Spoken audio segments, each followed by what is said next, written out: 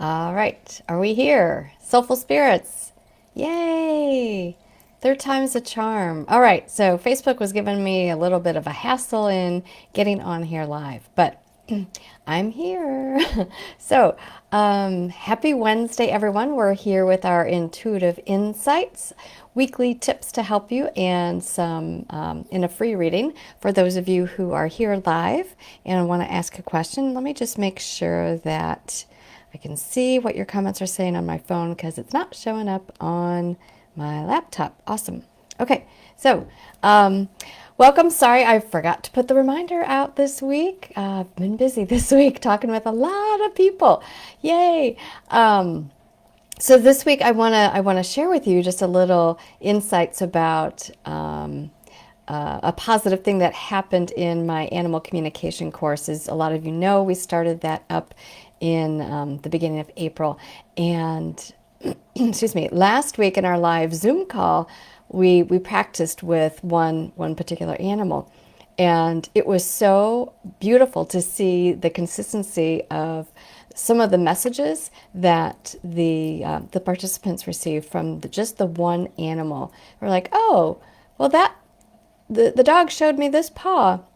Oh, she, and then another person says, oh, well, she showed me that same paw as well. Oh my gosh, what's going on with that paw? And then they got immediate feedback from their human, which was fantastic, confirming that, yeah, there was something going on with that particular paw. So getting just, it fills my heart to see when you all get it and you realize, oh my gosh, if I quiet myself down and if I focus enough, I can really communicate with the animals, or I can tap into my intuitive abilities. We all have them. You know, I had a conversation with someone earlier this week, and she was like, "Well, that's only for special people. You know, only special people can do intuitive things." And I'm like, "No, we're all born with that sixth sense. We all have it within us, but it just really depends on how much you want it and how badly you want to tap into that ability and use it. It's another tool to help you in your life. And I know things in my life have really been clearer for me since I have been tapping into my intuition. So please tap into your intuition. And I'll tell you how. I'll give you one suggestion after I pull some cards. So I want to talk with you about some of the cards that I pulled. All right, so here's another tip and suggestion for you. When you get a new deck of cards, these are not new cards. These are my Oracle of the Unicorn cards, which you've seen before with some beautiful imagery here, but she's got the my doggies just came in. She's got beautiful artistry here. But when you get a new deck of cards and you want to put your energy in it, you want to shuffle it, you want to bring it maybe close to your heart center, shuffle it, get to know it, become familiar with it. Like I was gifted a new deck of cards for my birthday, and I haven't felt called to use them yet, and I haven't really put my energy imprint on them yet. But when I do feel called to work with them, then I will do that. But when you get a new deck of cards, you want to, shuffle them, get a feel for them, feel the energy, feel the messages, potential messages. And then, of course, if you are sharing a deck or you pass your deck to someone to do, pull a card, what I do is I usually clear as much energy from the deck itself before I let them pull a card so that it's a true reflection of them. And then after they've pulled the card, even though they pulled just one card and they've touched the deck, I clear the whole deck because I don't want that energy back in the deck, right? From the other person. And so that's some of the things that I like to teach in my energy hygiene class, which is recorded and available to you at all times. So if you're ever interested in learning about energy hygiene, you can check that out. And so using these tools can help us. Same thing with a pendulum. If you have a new pendulum, you want to embrace it and have your energy be with it and around it so that you can work in harmony with that tool. Same thing with a crystal or a stone. If you get a new stone or crystal, you want to put your energy with it. You want to work with the energy of it. And so clearing it, which is, again, something that I teach in the energy hygiene class, is something that you can do. There's lots of different ways to clear your tools of accessing your intuition. White light is probably first and foremost one of the ways that I prefer. So if you are wanting to practice your animal communication skills or improve your intuition, what I recommend you do first is to shower yourself with a light, a healing light. It can be a Reiki light, it can be any color light, it can be from the universe, from source, from God, whatever it may be, but surround yourself with that light. And then also keep it going around you, because in a way that illuminates things so you can see, hear, feel, know things in a stronger way. Tap into those clear senses that you have. You've got them. It's a matter of paying attention to them and also not letting the mind discount what is coming through all the time. The mind is there for a reason. It's a great tool, but you can't listen to it all the time. That's off balance. So you've got to listen to some of the other things that are going on with you to get those intuitive messages and get those messages from your animals. Yay! So the cards I pulled for us today, there were two. The first one that came through is this beauty, nature. Alrighty. And again, this is from the Oracle of the Unicorn deck. There are Unicorn and Pegasus on this deck, which are beautifully illustrated. Nature talks about grounding yourself. Find a sanctuary in nature and connect with the elementals. Ooh, what are elementals? Well, let me just tell you. Elementals can be fairies, gnomes, pixies, sprites, all of those magical creatures that often hide in an urban environment, but in a nature setting, they thrive. And they do like to work with people. They're not all pranksters and tricksters, but if you are taking a walk in the woods, you may find you feel like you're being watched by something. Maybe not something that's harmful, but they do like to live in nature areas.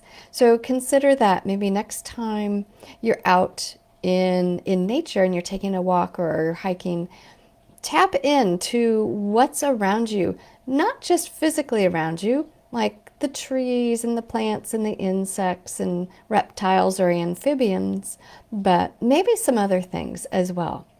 So go beyond. I invite you to go just a little step further. Go beyond your comfort zone and try to tap into some of the elementals. They probably have a message for you, or maybe they're going to show you something phenomenal, some beautiful place or sit spot.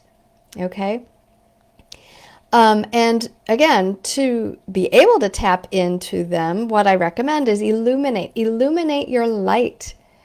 Illuminate. Do that shower of light through you and around you and keep it going. Keep it pulsating as much as you can, not with your own energy, but just with an invitation of, okay, I want a light. I want a shower of light from the universe. I want that to come through me right now so that I can then heighten my senses, open up my radar a little bit more and really, scan and get a feeling of who else is out there? Who else is out in nature with me? Okay, so that's your invitation, beautiful invitation for us as we're entering the spring months. The second card I pulled, all right, this beautiful one, healer. It's reminding you that you are a healer. So what is it within you that you want to grow as far as healing? Is it your abilities? Is it your gifts? Is it maybe working on yourself a little bit more? Because as healers, guess what? We improve our abilities when we work on ourselves. Yes, so in my animal communication course that I've got, we work on ourselves. Sometimes it's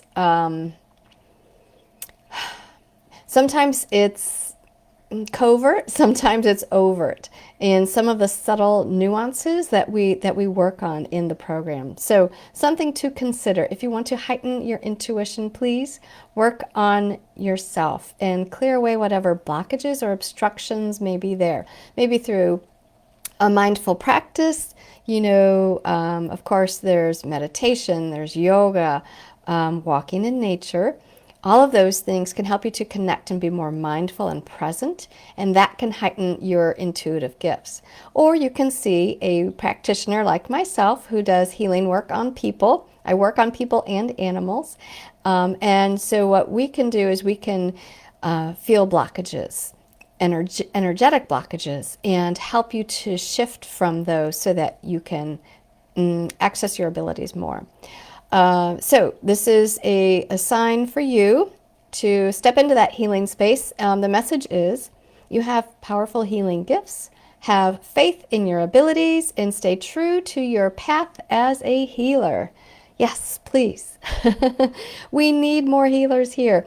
If you're helping animals, great, keep doing it. If you're helping people, great, keep doing it. If you want to merge the two, do that. Do whatever it takes to help the planet. If you want to be a healer for the environment, do that. So lots of beautiful messages today to remember that you're a healer and to step into nature. So again, I want to talk about illuminating your energy, illuminating yourself with this light that is available to you 24/7. And it can really help you to heighten your intuition. And I like to start a lot of my classes and my teachings by doing a brief meditation with that, because it does really help to illuminate things for you. And then if you want to do this in your own meditation, do it. It's something that I figured out by accident, of course. When I started to meditate on my own, I wasn't trained or anything. I just put myself in a quiet space, and I asked for illumination. I asked for clarity, and then I was able to see spirit guides and hear messages and feel messages and things. So it really does help you. So that's my tip for you. I'm going to look and see. Does anyone have any? I'm wanting to do a free reading for one person. So put your comments, put your questions in the comments section. Oh, good. Rhonda, I'm glad you liked the card pull. That's great. Whoop. All right. So, oh, hi, Sherry. Hi, Rhonda. Hi, Tierney. Okay. And oh, hi Janice and Bridget and Kiki. Great. I'm glad you made it, Kiki. I hope things are going well for you. I heard that there was snow where you are. My dad is still in town, and he wasn't happy that there was snow yesterday. We missed it in the northwest suburbs of Chicago. It hasn't hit, but tomorrow is a potential as well. All right. So Judy's asking, job searching, any insights? Okay. So the message that I had earlier, Judy, I don't know if you were on for it, but when you're trying to figure things out, it is helpful to tap into your intuition, to tap into your intuition a little bit more and to hear it. I do recommend you illuminate things. So surround yourself in this bright light. It can be any color. It can be white. It can be translucent, purple, pink, doesn't matter. But illuminate things for yourself and then ask the question. For your career, where's my next job, or what's my next career? There's a difference between a job and a career, so keep that in mind. And also be mindful of your words. That's another thing I want to share with you. When I was with a client this week, I was inviting her to watch her words, because if we are manifesting things instantaneously with our words, words are spells, then what are you creating for yourself? Are you creating a harder life, or are you creating something that's in alignment with maybe your highest good? So be mindful of your words and details when you're asking these questions. So maybe you want to ask, what would my soul appreciate and thrive in doing for a career over the next 5 or 10 years? that's something that I would probably ask. And then I would pay attention to any signs that would unfold over the next day or week. You know, if you happen to get a connection with somebody that you haven't heard from all out of the blue, or a friend refers you to a potential job, that is something that you could pay attention to. So that's do it yourself. But I want to give you some of your own intuitive insights and just give you a little nugget to get you down that path. All right, so what your guides are saying, Judy. Okay, I was just looking at your message, Judy. You wrote again. All right, so I'm just checking in with your guides. Hold on.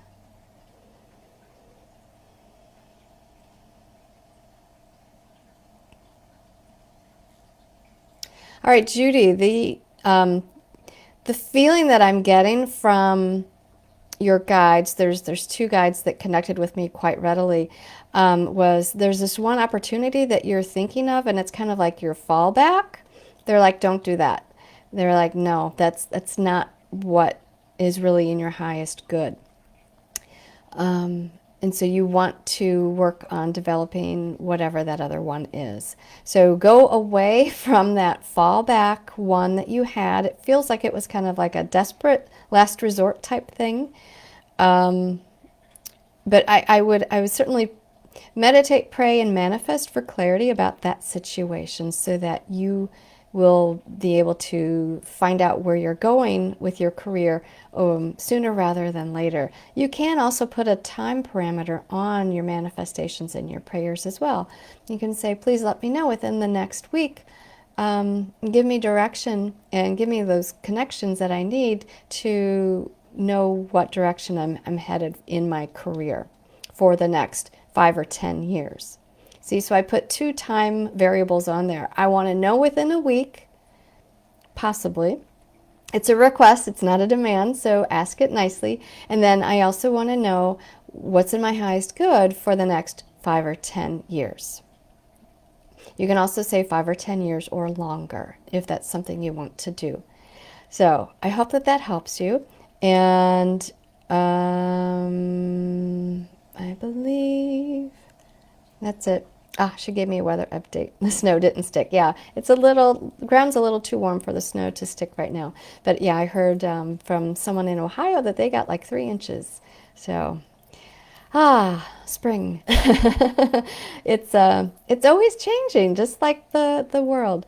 But I hope everyone has a fabulous week, and I hope that you take to heart some of the messages that came through intuitively with connecting with nature, connecting with some of the spirits and elementals that are out in nature, stones and trees and waters and crystals. They all have energies about them as well, and so you can connect with them. I know I mentioned fairies and sprites and things, but there are more that you can connect with as well. And then remember, you're a healer. Oop, this one. Remember, you're a healer, and embrace that. Embrace and heal yourself. And sometimes you'd be amazed that you can heal others after you go through things. Maybe because you've been through it and you can help them and guide them. I know that's been the case for me. I've been able to help and support a lot of people who have felt disempowered or lost in their life purpose, because I was there, and so I was able to work on myself so that I could then find out what I'm supposed to do, and then continue to share that wealth and wisdom with other people. So have a fantastic week, everyone, and I look forward to seeing you back here, same time, same place next week. All right, bye.